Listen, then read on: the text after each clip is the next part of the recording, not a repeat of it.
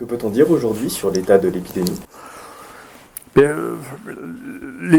Cette épidémie est étonnante, parce que vous avez vu qu'elle est faite de virus qui sont différents, et parfois très différents de ceux que nous avions avant.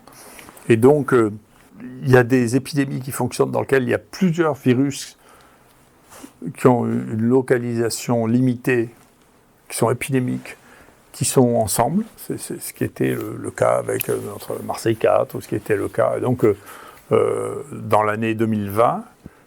Et puis ensuite, il y a des virus qui deviennent pandémiques, c'est-à-dire qui se développent sur toute la surface de la Terre. Alors, c'était le cas du variant anglais, appelé Alpha ensuite, le variant indien, appelé Delta ensuite. Là, c'est le variant Omicron, qui ont une répartition mondiale et qui se remplacent l'un l'autre. Ils ne fonctionnent pas entre eux. C'est assez intéressant.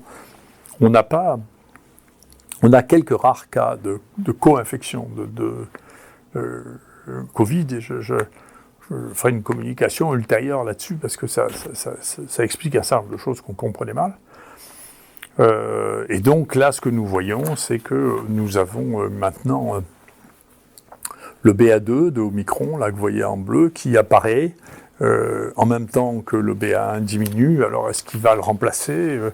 Est-ce qu'il va donner, lui, une pandémie ou non ? On verra bien. Il se développe de manière très importante dans le nord de l'Europe. Il semble être encore moins évité que le premier Omicron par les vaccins, dans les travaux qui sont faits en Europe. C'est les Danois qui viennent de faire un papier là-dessus. Et donc, on verra. Il est assez peu grave. Et on arrive à une situation qui est assez complexe et que moi, je n'avais jamais vue jusqu'à maintenant, qui est qu'il est si peu grave et il y a une telle réticence au vaccin dont je parlerai que il y a des gens qui cherchent maintenant à attraper le Omicron pour pas avoir dans leur passe vaccinal à faire un vaccin. Donc c'est quand même une situation, vous voyez, qui est quand même très très originale. C'est que sur lequel je reviendrai, il y a un problème de crédibilité avec ce vaccin qui se pose vraiment. Donc si vous regardez sur Johns Hopkins, là, vous voyez bien que là, on est à...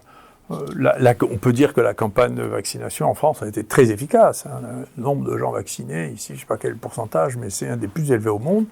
Et il n'empêche qu'il y a vraiment beaucoup de cas, il y a toujours des morts, il y a toujours beaucoup de cas. Alors, les morts sont les mêmes, on va dire...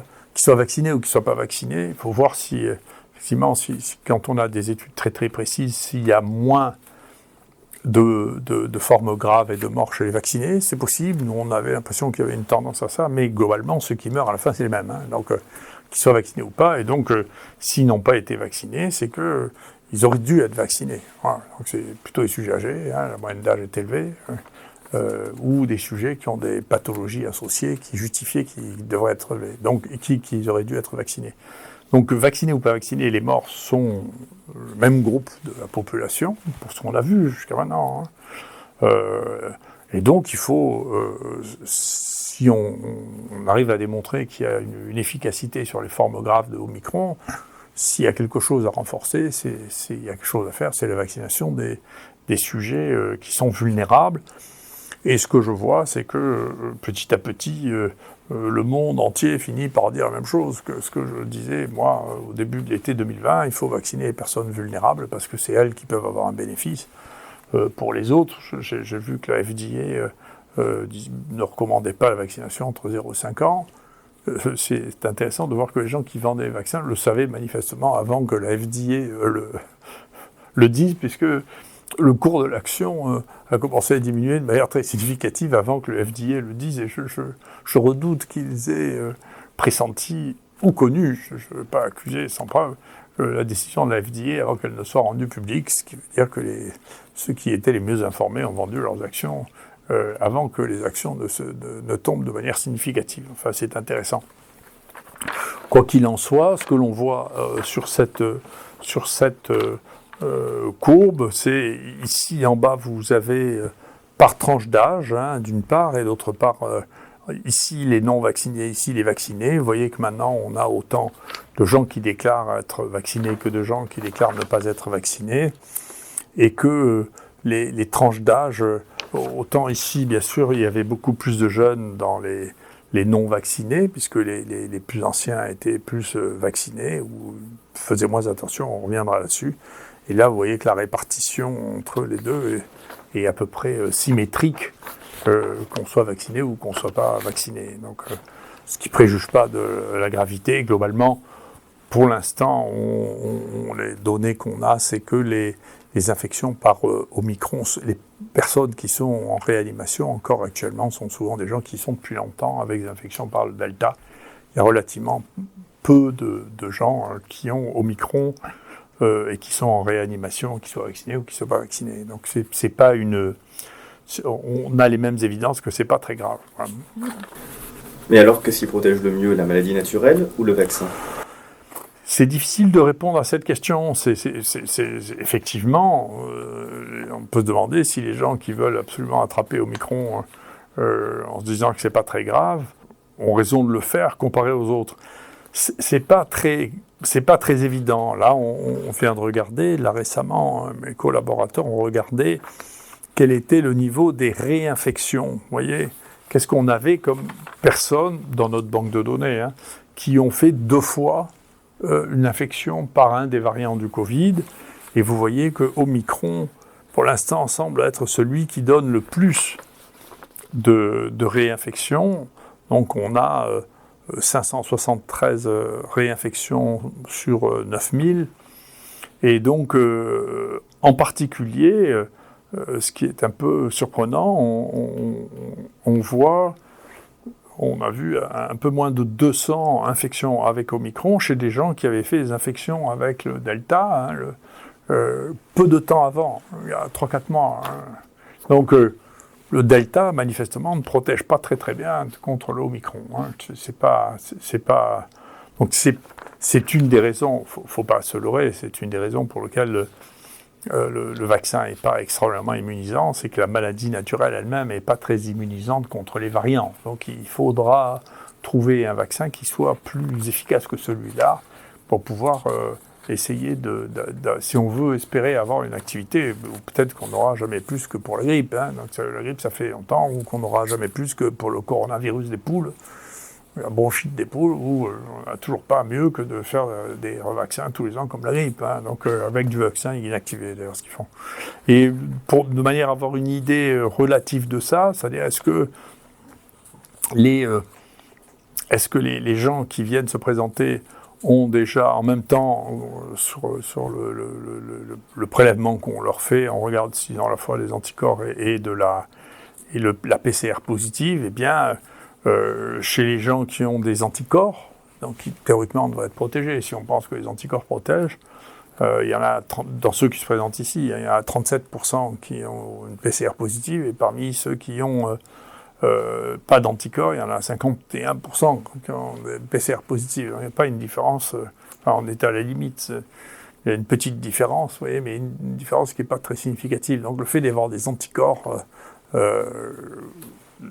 généraux comme ça, sans qu'on rentre dans le détail, n'est pas très protecteur contre le risque d'avoir la maladie. Donc ça veut dire que les anticorps, il y a toutes sortes de types d'anticorps, les anticorps neutralisants, d'autres non neutralisants, et puis donc les choses sont assez complexes. Voilà. Donc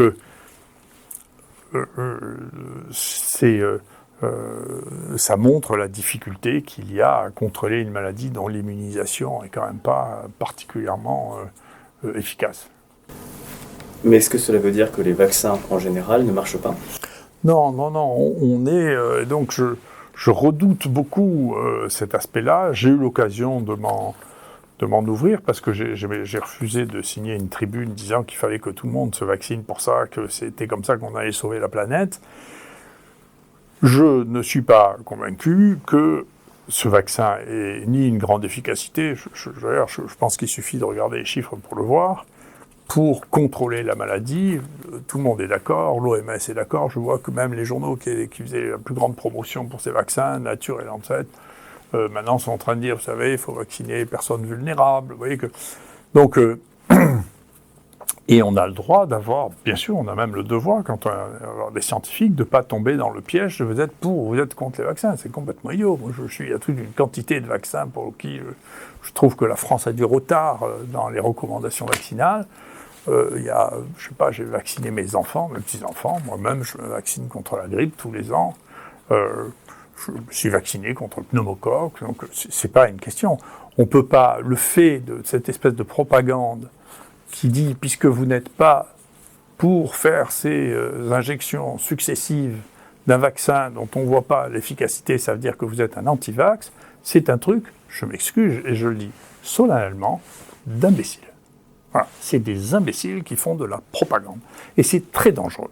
C'est extraordinairement dangereux. Ces gens jouent un rôle contre les stratégies vaccinales que nous allons payer pendant des années. C'est-à-dire avoir mis tous les gens qui ne croyaient pas à cette propagande extraordinaire dans le camp de ceux qui étaient contre toute stratégie vaccinale est quelque chose qui va se payer très cher. On voit déjà qu'il y a dans un certain nombre de pays, en particulier les plus pauvres, un recul considérable des vaccins qui, eux, sont nécessaires. D'accord ?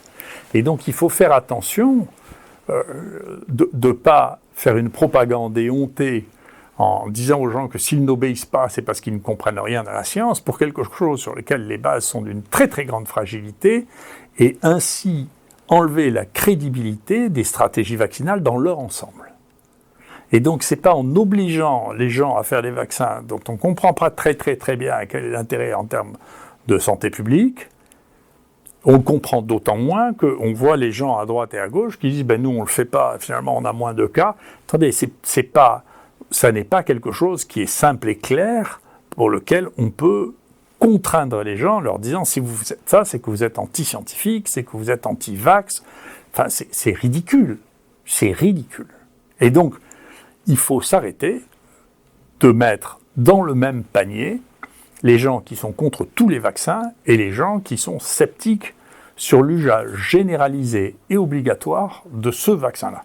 D'accord ? Et demain, il y aura peut-être un meilleur vaccin que ceux que nous avons sur le marché actuellement. Je vous rappelle qu'il y en a 3 sur 4 déjà qui ont disparu. Donc ces vaccins qui étaient merveilleux, on ne les fait plus déjà. D'accord ? Donc, attendez, essayons d'avoir un vaccin qui soit évalué dans des conditions normales, qui ait une efficacité comparable à celle de vaccins qui sont actuellement commercialisés. Moi, je ne connais aucun vaccin commercialisé qui soit aussi mauvais. Zéro. On a le droit de dire que c'est pas très bon, mais aucun des vaccins que moi j'ai recommandé pendant les 40 ans pendant lesquels j'ai fait des cours de médecine n'est aussi mauvais que celui-là. Donc on a le droit de dire, écoutez, les vaccins, ils sont pas tous pareils. C'est pas oui, non. Hein.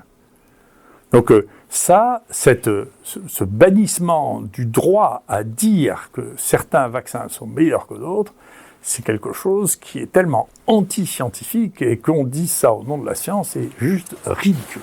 Voilà. Et je peux vous le dire, alors, je sais que certains imbéciles prennent la grandeur pour la mégalomanie.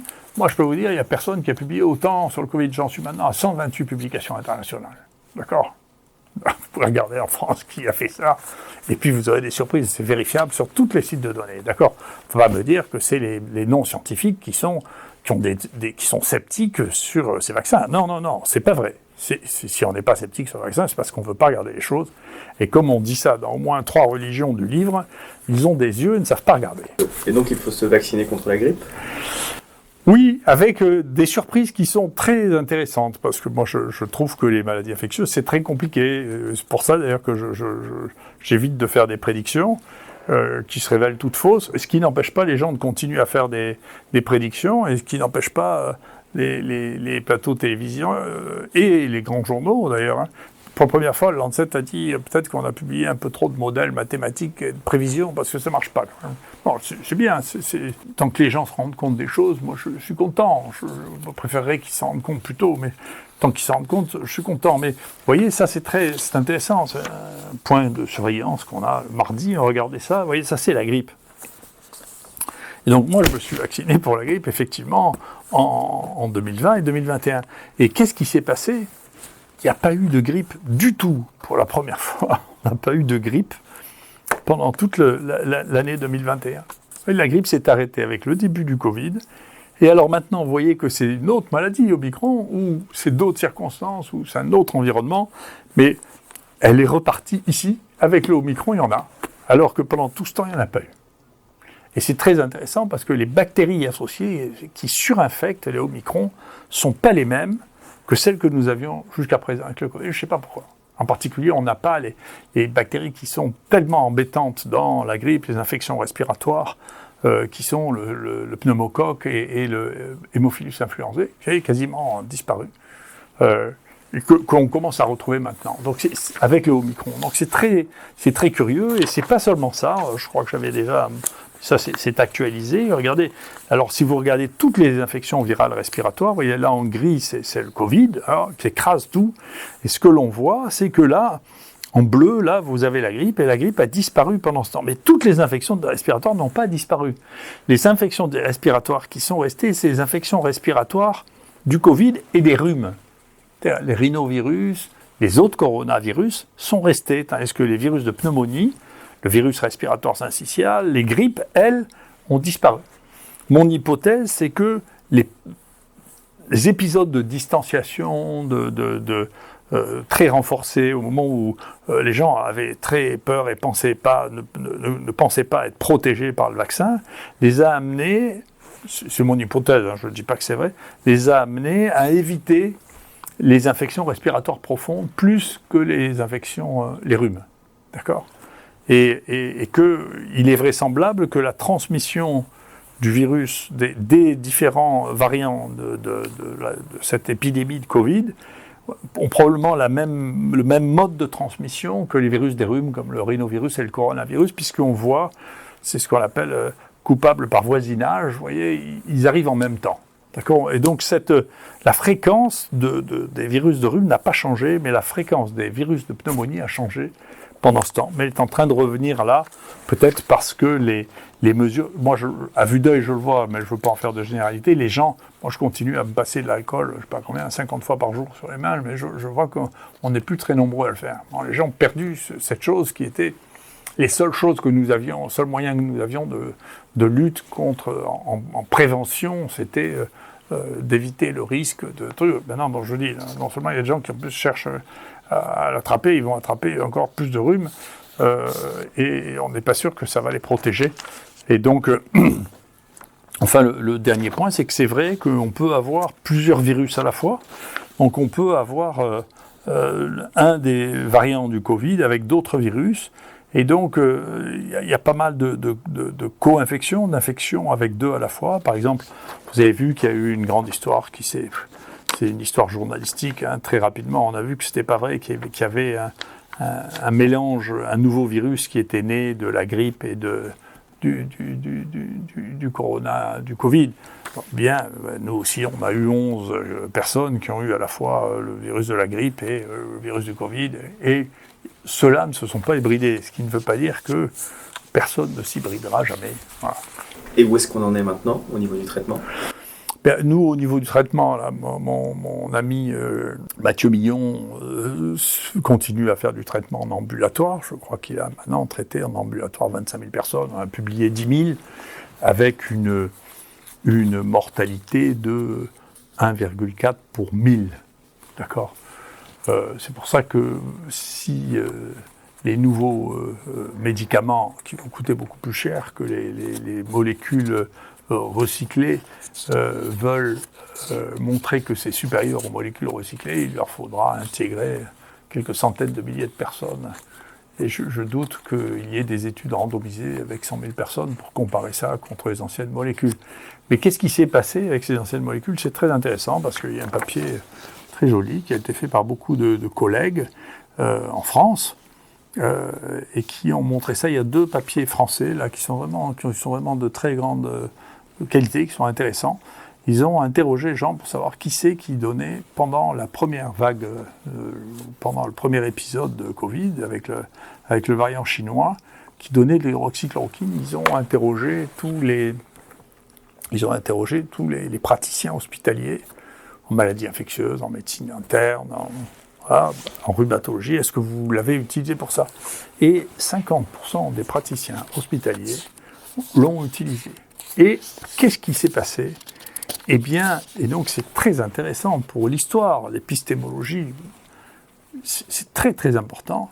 Le Lancet publie une étude dont on sait très peu de temps après qu'elle est entièrement fausse, entièrement bidonnée. Je ne sais pas, ces gens vont être poursuivis, ils vont les mettre en prison. Et du jour où il y a un communiqué de presse qui est fait le vendredi sur cette étude, le ministre de la Santé dit qu'il ne faut plus l'utiliser, le directeur de l'OMS dit qu'il ne faut plus l'utiliser, et de ce jour, les praticiens hospitaliers français qui connaissaient, c'est une chose très intelligente qu'on dit dans ce papier, ceux qui l'utilisaient, c'est ceux qui connaissaient la molécule, c'est-à-dire que soit ils étaient rhumatologues, donc ils avaient traité des dizaines de patients avec cette molécule et ces doses, soit ils étaient en médecine interne, donc il y a les lupus, les polyarthrites rhumatoïdes, ils savaient très bien que ça paraissait totalement invraisemblable qu'il y ait 10%. Quand vous avez traité 10 malades, vous savez bien s'il y en a 10% qui meurent d'arrêt cardiaque imprévu, quand même, c'est assez vite fait. Eh bien, cette déclaration et l'impact de la communication a fait que des gens qui manipulaient ces médicaments depuis des années se sont arrêtés du jour au lendemain de l'utiliser. Et donc ça, c'est l'impact de la communication pour un papier dont tout le monde sait qu'il est entièrement faux. Et donc il suffisait de le lire, si on connaît la science, il suffisait de le lire pour voir que c'est pas vrai. Donc c'est intéressant de voir les conséquences, vous voyez, incroyables de ça, qui fait que maintenant c'est entièrement banni. Si vous faites ce mot, vous mettez ce mot, hop, on vous sort de Twitter, on vous sort de Facebook, on vous sort, je ne sais pas si on vous sort de TikTok, moi je ne connais pas TikTok. Ouais, si on sort de Facebook, il faut se mettre sur TikTok pour le faire, pour pouvoir ne pas être censuré. C'est incroyable. Et tout ça est basé sur un truc qui est entièrement faux. Et la deuxième chose qui est très intéressante aussi, c'est une équipe de Niçois qui a montré le degré auquel les leaders d'opinion, ça c'est sorti dans le British Medical Journal, dans lequel les leaders d'opinion, médecins, reçoivent des financements de l'industrie pharmaceutique.